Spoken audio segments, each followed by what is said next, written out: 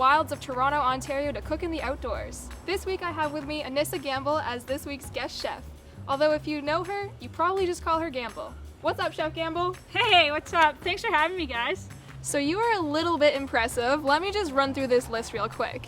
So you are the first professional female hockey player living with type 1 diabetes. You're a diabetes researcher, and you did your master's degree in experimental surgery, evaluating islet cell transplantation, and you've recently worked in e-health projects. But last but not least, this fall, you're starting your first year at dental school. So you're soon to be Dr. Chef Gamble. And I think I read somewhere it says you're a full-time dad joker. What is that? Well, let me hear you some jokes, and maybe I can prove it. But seriously, you're so sweet that I think I might be insulin resistant. Why do people with diabetes always have nightmares? Because they can't have sweet dreams. But okay, here's one. Why are people with diabetes so good at weightlifting competitions? Because they're always pumping. But honestly, I'm so excited for today. I already have 3 arrows up on my Dexcom, so let's do this. Today we are getting fancy and making our burrito bowls with spicy chili corn and homemade pico de gallo. This recipe is vegan if you don't use cheese as a topping or if you use a vegan cheese, and it's also gluten-free for my celiac friend here. And it can be altered to be lightweight for backpacking or through hiking. So for this recipe, you'll need a campfire or a stove. Today we're using my personal tripping stove, the MSR Pocket Rocket. You'll also need a large pot, a small pan, and either a large bowl or a pot works as well. Some cooking knives, some bowls and spoons, a cutting board, and a can opener.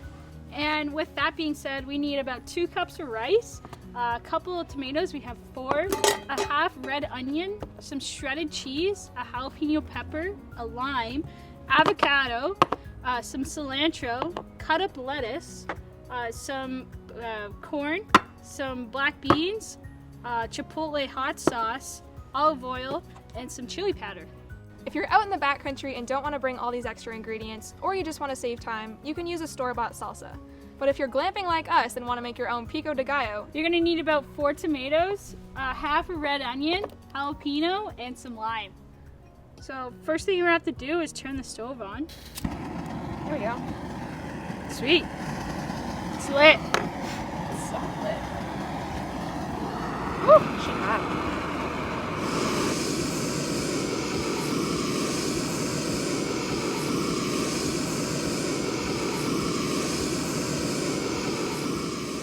We're just gonna chop and prep all these veggies for our pico de gallo as the rice is cooking. Great, let's do it.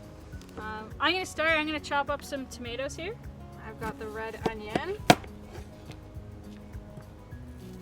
Since we're cooking outside, your cutting definitely doesn't have to be perfect as long as it fits in the bowl, right? Exactly. Yeah. It's all going in the same place. Alright, I'm gonna open this can of beans. Yo, I magically ripened this avocado in a bag of bananas on the ride here. Hey, how does that happen? Tell me the science. I don't actually know. I just know that the bananas release like ripening ethylene. Oh, right, that thing. Okay, it's not that ripe. I lied. Don't worry, we have one that's been cooking in the sun all day. Get some cilantro. We're gonna chop up some cilantro. And then I'm just gonna slice this avocado. So one thing to know, when you're cutting hot peppers, you want to be able to remove the seeds really carefully and then wash your hands right afterwards. I know you want to, but don't touch your face after cutting hot peppers. Trust me. Actually, just don't touch your face in general. It's good practice for cooking and against coronavirus. Okay, so now we have everything chopped up. We're gonna make our pico de gallo. So to do that, we're gonna add the tomatoes, the red onions, the jalapeno pepper, hot, some lime. You can squeeze however much you want. Lots of lime. Yeah. All right.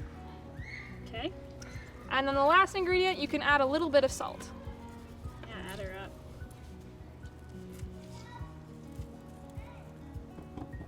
Perfect. And then we just mix it up. But yeah. Oh wow. That's some great pico. Such good pico. It's time to get corny. Okay, so now that we have our pico de gallo and the rice is done cooking, I'm just gonna put some corn in a pan here with some olive oil and chili powder, and we'll saute that up. Just until the corn is a little bit brown. Maybe. Tell us why you're adding oil. I'm just gonna add about 2 to 3 teaspoons of chili powder, but you can use as much as you want or as little. Oh yeah. Oh, I'm a big fan of this. Yeah, it's great. Okay.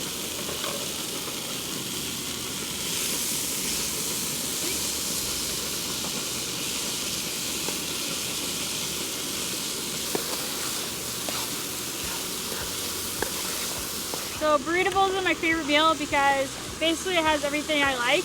I'm also celiac, so it's a great gluten-free alternative. It's so customizable. So when you're out in the country and you have a group of people hiking with you, everyone can create their own customized bowl. Tells a lot about a person's personality. So what do you put in your burrito bowl?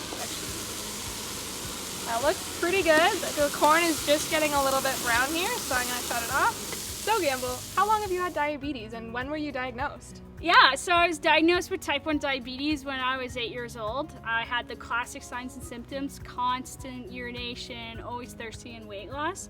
And I was released from the hospital on Christmas Eve. For me and my diabetes, it's been like something very personal. My grandmother had type 1, my uncle has type 1, and my dad lives with type 2 diabetes. Wow. And in addition, I was diagnosed with celiac disease when I was 11 years old, and that also runs in my family. My uncle and my cousin have it. So that kind of what sparked my interest in research and diabetes, and I take it really personally. And you're a professional hockey player. Do you want to tell me a little bit about how you got started in hockey and where you've played? Yeah, so I started playing hockey when I was about 3 years old. Everyone in my neighborhood in Fredericton, New Brunswick was playing, so I loved it. Just like when I was diagnosed with diabetes, I kind of used it as a symbiotic relationship, so I had to have really good diabetes management in order to be a really good hockey player. So I actually left home. I went to boarding school at Appleby College when I was 14. Then I went and played NCAA Division I hockey at Rob Morris University. Afterwards, I started my pro career in the Canadian Women's Hockey League and played for the Calgary Inferno and the Toronto Furies.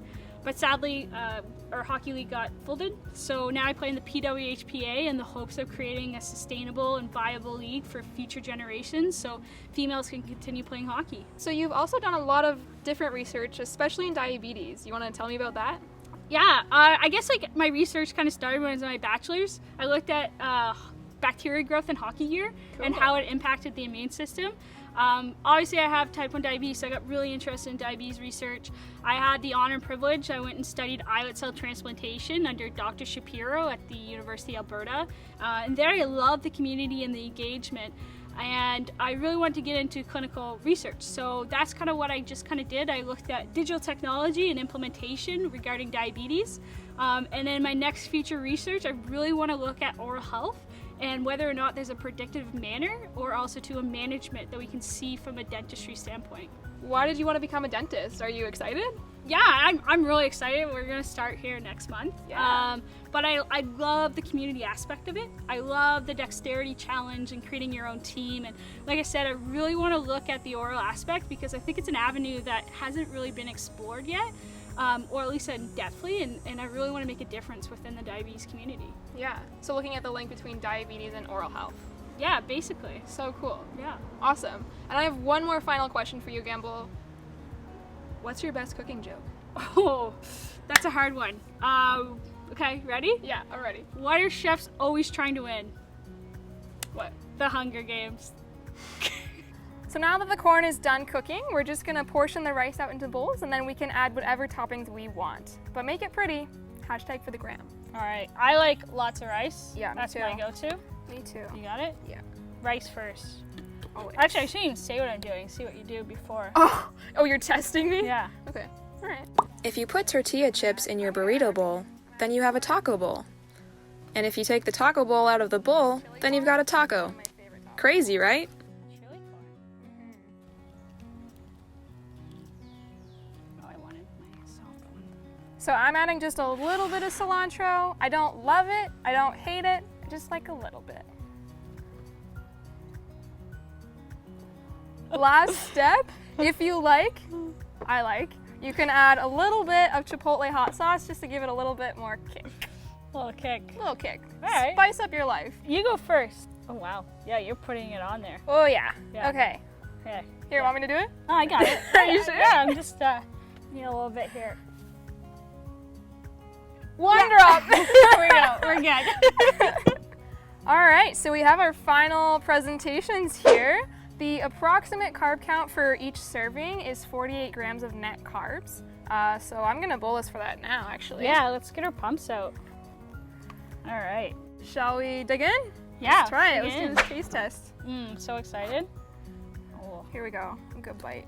gotta get the whole layer. Yeah, you gotta get every bit of ingredient.